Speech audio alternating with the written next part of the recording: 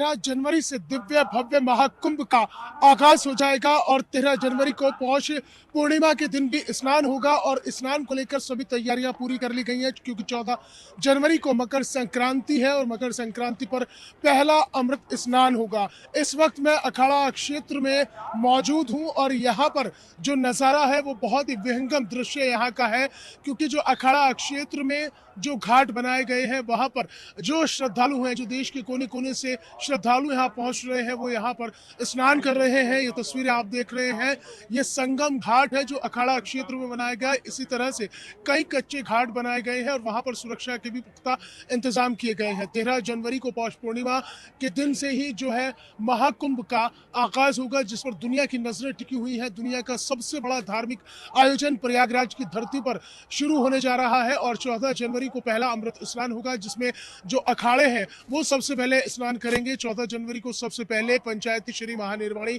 अखाड़ा स्नान करेगा और महानिर्वाणी अखाड़े के साथ अटल अखाड़ा स्नान करेगा और उसमें भी सबसे पहले जो है वो नागा सन्यासियों के स्नान करने की परंपरा है और उस परंपरा का निर्वहन होगा और उसके बाद में जो आम श्रद्धालु हैं वो स्नान कर पाएंगे। अगर हम सुरक्षा की बात करते हैं, अखाड़ा क्षेत्र के इन घाटों पर जहां पर स्नान होना है उनको लेकर तैयारियां बिल्कुल पुख्ता कर ली गई है। इसी तरह से ये लेयर बनाई गई है, इस लेयर से आगे किसी को जाने की नहीं है, किसी को यहाँ रुकने नहीं दिया जाएगा। तो इस तरह की ये जो पूरे दृश्य है इस वक्त न्यूज़ 1 इंडिया पर आप देख रहे हैं एक्सक्लूसिव। ये आस्था का महाकुंभ है और इस आस्था के महाकुंभ को दिव्य और भव्य बनाने के साथ साथ जो डिजिटलाइजेशन के साथ ही साथ जो सुरक्षित करने की एक मुहिम थी उसे भी ग्राउंड पर उतारा गया है। आप देखेंगे कि जो घाट हैं उन घाटों के आसपास में एनडीआरएफ की टीमों को तैनात किया गया है। एनडीआरएफ की यहाँ पर टीमें पूरी तरह से अलर्ट मोड पर हैं। 24/7 राउंड क्लॉक लगातार एनडीआरएफ की टीमें इसी तरह से निगरानी बनाए हुए हैं। अगर कहीं कोई किसी तरह की स्थिति बनती है तो ये एनडीआरएफ की टीम फौरन ही रेस्क्यू ऑपरेशन करेगी। इसमें 56 जो है फीमेल स्टाफ लगाया गया, यानी कि 56 जो है वो महिला एनडीआरएफ की टीम यहाँ पर तैनात है। इसके अलावा पुरुष एनडीआरएफ की टीम भी यहाँ पर तैनात है। इसी तरह से बोट पर जो है ये जो एनडीआरएफ के जवान हैं वो पूरी तरह से अलर्ट मोड पर है। उसके साथ ही साथ घाट के किनारे भी एनडीआरएफ के जवान हैं। अगर कोई आगे बढ़ने की कोशिश करता है तो ये फौरन ही उसको आगाह करते हैं कि आप इससे आगे नहीं जा सकते हैं। तो 13 जनवरी को पौष पूर्णिमा पर जो स्नान होगा उस स्नान को लेकर जो तैयारियां हैं वो अंतिम चरण में पहुंच चुकी है और यहां पर श्रद्धालुओं के पहुंचने का सिलसिला भी लगातार बढ़ता जा रहा है। और ये पीपा पुल है, यानी कि इसी तरह से पीपा पुल यानी कि पैंटून ब्रिज बनाए गए हैं। पूरे संगम क्षेत्र में 30 पैंटून ब्रिज बनाए गए हैं जिसके जरिए जो है श्रद्धालु बहुत ही आसानी से अखाड़ों में पहुंच सकते हैं, घाटों पर पहुंच सकते हैं।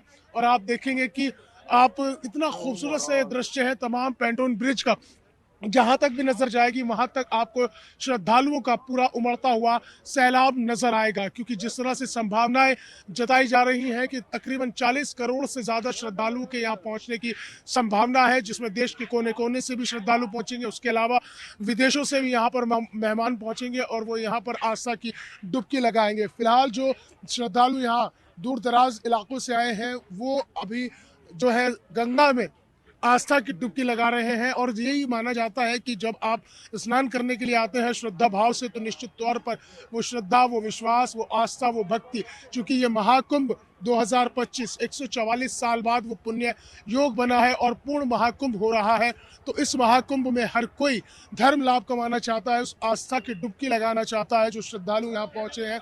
क्योंकि देखिए जिस तरह से महाकुंभ में एक अलग ही नज़ारा है, किसी ने सोचा नहीं था कि इस रेतीली जमीन पर इतना भव्य और दिव्य महाकुंभ हो सकता है। जिस भव्य और दिव्य महाकुंभ की परिकल्पना की थी, लेकिन उत्तर प्रदेश की योगी आदित्यनाथ की सरकार ने उसे धरातल पर उतारा और धरातल पर उतारने के बाद उस धर्म की नगरी, जिसे प्रयागराज तीर्थराज भी कहा जाता है, उस प्रयागराज की धरती को पूरी तरह से ऐसा अलौकिक कर दिया है कि जो भी यहाँ पहुँच रहा है वो यहाँ का दीवाना होकर रह जा रहा है। तैयारियाँ पूरी हैं।